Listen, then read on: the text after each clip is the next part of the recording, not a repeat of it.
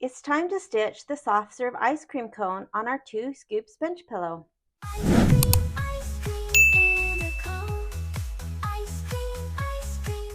The soft serve ice cream cone is on page 38. I have all of the fabrics backed with fusible interfacing, and I have the batting.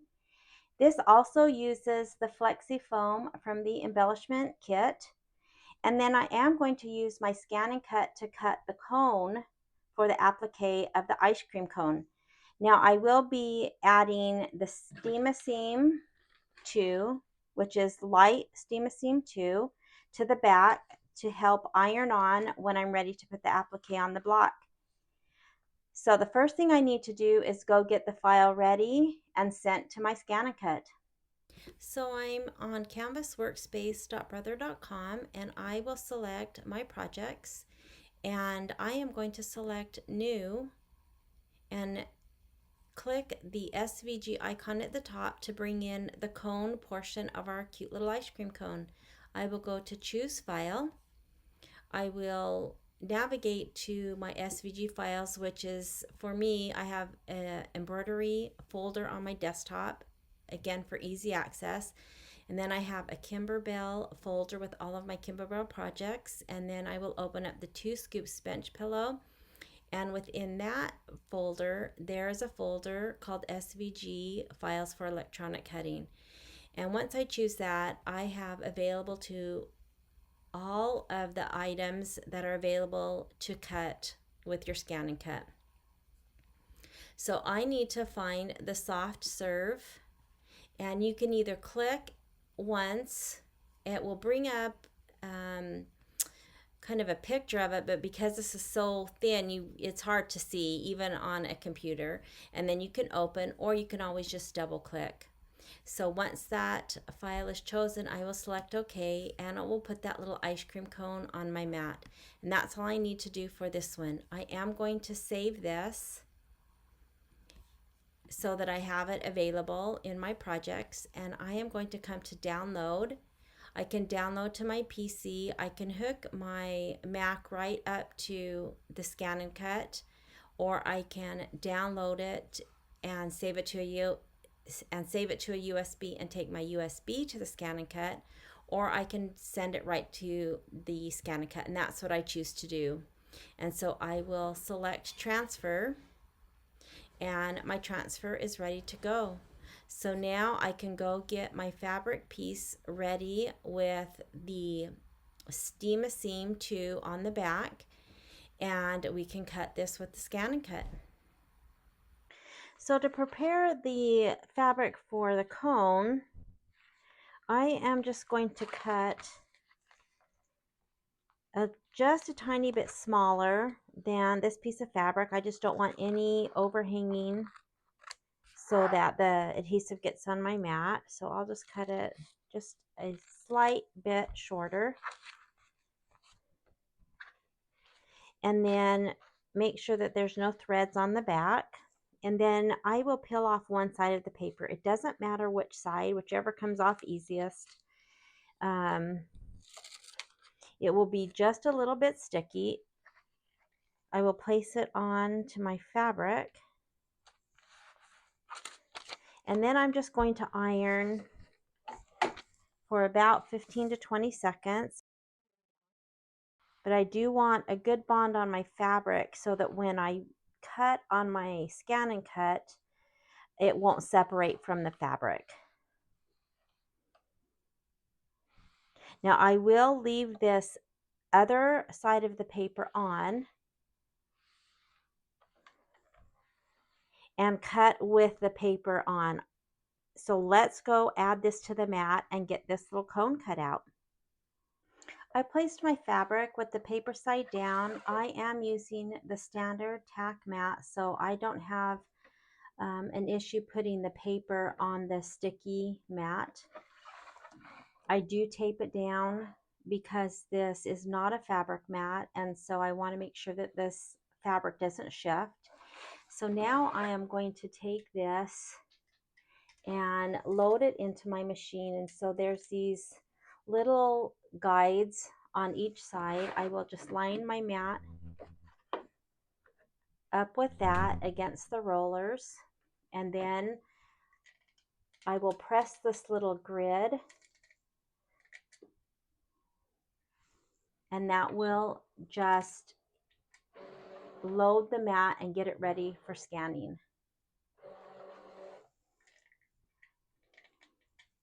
So now I'm ready to get my little ice cream cone. So I need to come to retrieve data.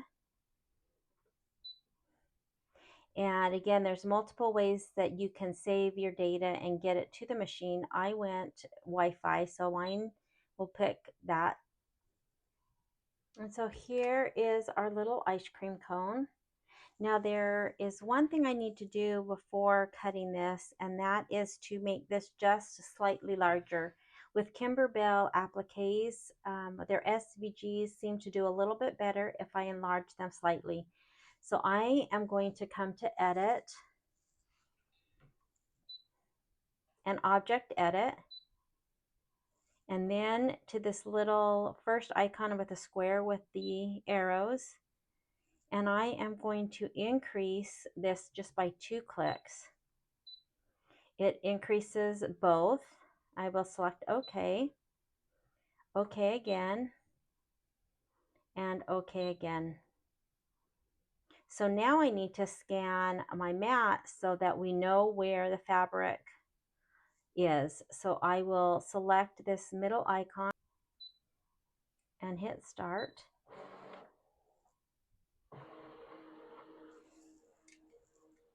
And it will scan and show us exactly where our piece of fabric is. So now I can use my stylus or my finger and drag this little ice cream cone. Sometimes with your finger it's hard to see, but you can do it. You can take this stylus and move it. Now, if I couldn't get that exactly where I wanted, because the stylus or using your finger kind of moves it in large increments, and so if I wanted to do a little bit more precise placing, I could come to Edit and then choose these 4 arrows, and then these arrows would be able to move this just little tiny, increments at a time until I got it exactly where I wanted. It was pretty good. So once you're happy with where that is placed on your fabric, select OK, OK again, and then OK one more time. And now we need to tell the machine what to do. So I need to hit select. I will be cutting. So here is the rotary blade. It's got this little teal top, and so I need to make sure that the words brother are facing out. And I'm going to come over here with this little lever up and just drop this blade in and then lock that blade in. So now we're ready to go. So I have cut chosen and I will hit start. I do want to note that when you use the rotary blade, it does take a little bit more than double the time to cut the piece versus just the regular blade. It doesn't just cut around the outside of the shape. It has to, because it's a rotary blade, it has to cut and then pick up and move that blade in order to get the next cut. So it does take a little bit longer. So I'm going to hit start, and it will test the mat, and it's dropping the blade to test the thickness of the mat, and then it will test the fabric to see how thick the fabric is so it knows how much pressure to cut. So let's see if it cut this. The most important thing is to not unload your mat. If we didn't cut this all the way through, then I can send it back through. But if I've unloaded my mat, it's even with the ScanNCut, it's very rare that you're going to be able to cut in exactly the same spot. So I never unload my mat until all my pieces are up. So it's kind of hard to tell. So I have a seam ripper that I'm just going to, I think you can see part of it right here, to see if it cut. And it looks like it cut, but it looks like it didn't quite cut it all. I'm not sure that it cut it all. And so since I know right away it didn't cut some of this, I am going to send it through again. And so I will just do exactly the same thing. So it says that it's finished. So I'll just select OK. And then I do need to go back and tell it again what to do. So I do need to do cut and then start. And then it will just do the exact same thing. All right, so I sent it through the second time. I have not unloaded my mat. And so now let's see, this top piece, was cut. So it looks like it's cutting a little bit better. Now my paper is still stuck because the paper sticks to that. So I'm going to see if I can get that up. And it did look like it cut that. So I'm going to just kind of attach that and let's see. It looks like there's one tiny piece. So let me get this off the mat.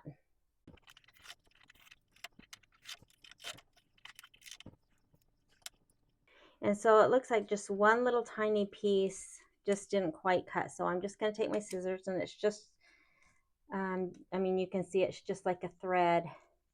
So I will just snip that and then, but otherwise it cut out really good.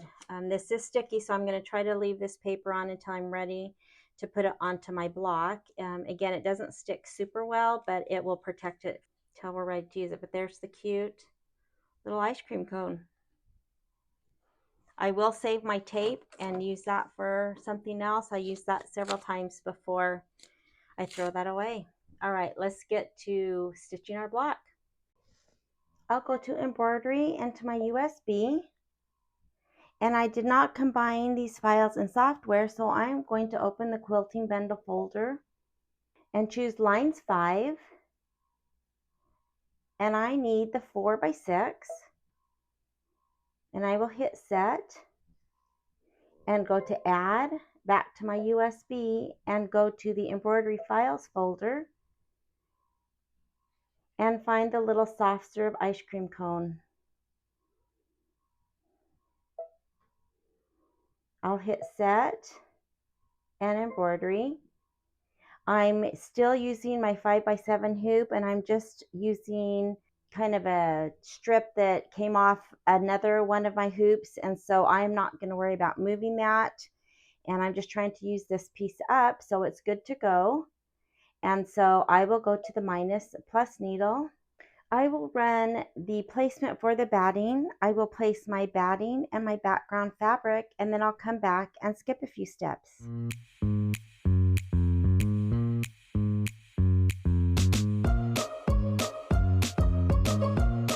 The next step is the tack down of the batting, and I have my batting cut exactly to size, so I am going to skip this step.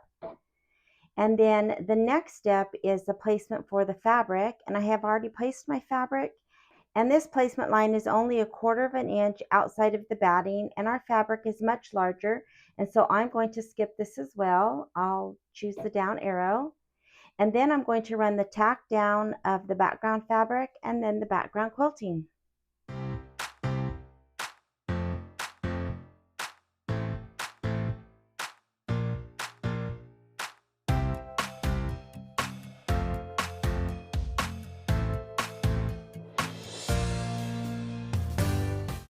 The next step is to run the placement for the flexi foam. I will then place that, tack it down, and trim the flexi foam.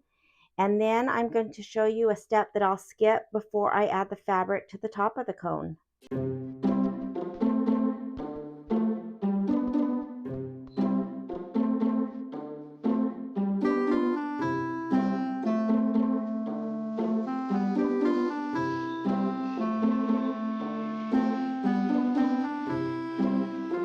Now the next step is the placement for the fabric that goes over the flexi foam.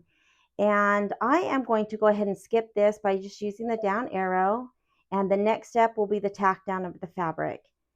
And the reason I'm choosing to do that is that will just put a line just outside of the flexi foam, and you can see how big this fabric is. And so honestly, there's just really no point in doing that. However, you certainly can do it, but I'm just going to place this fabric and center it over the flexi foam and then run the tack down.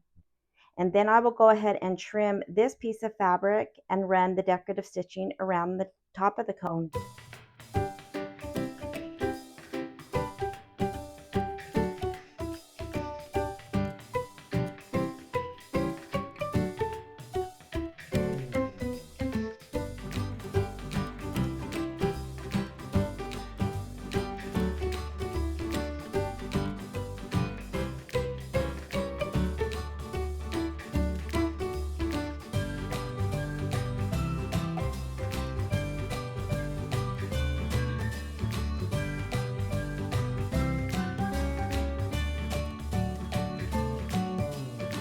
After doing the detail stitching on the ice cream, I ran the placement line for the cone.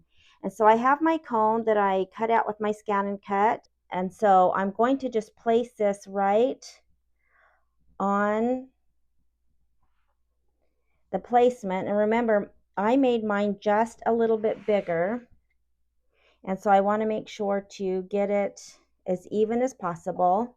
And then because I do have the steam seam, I am going to just lightly press this.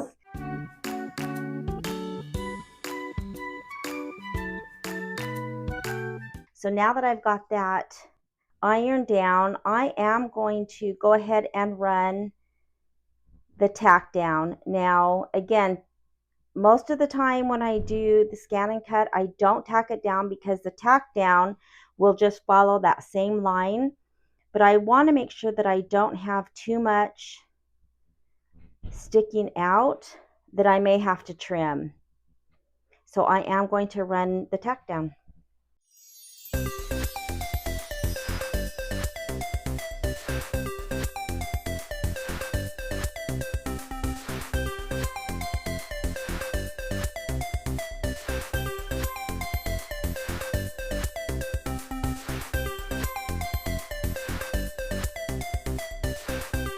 The last step for the ice cream is to stitch out the text. Now I am going to put a black bobbin in.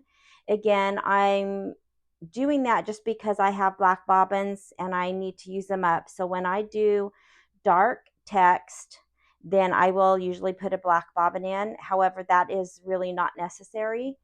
And I am going to slow my speed down. This is probably something that's not necessary, but there's a lot going on that cone, and so I just am going to slow my speed down. So I think I'm just going to put it at the lowest.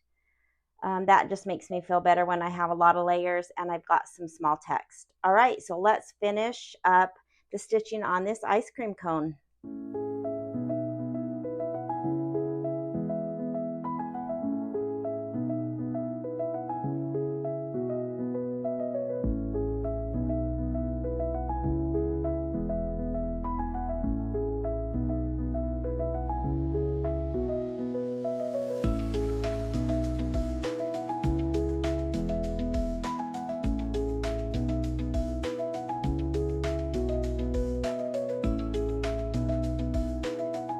This background quilting has stitching that goes into the seam allowance, and so I am not going to remove the basting or the tack down of the fabric and then trim the muslin, because no matter what I do, there will be a little bit of that muslin in the seam allowance. So I am going to just use the basting or the tack down as kind of a guideline to line up my pop ruler. And then I will cut this to size.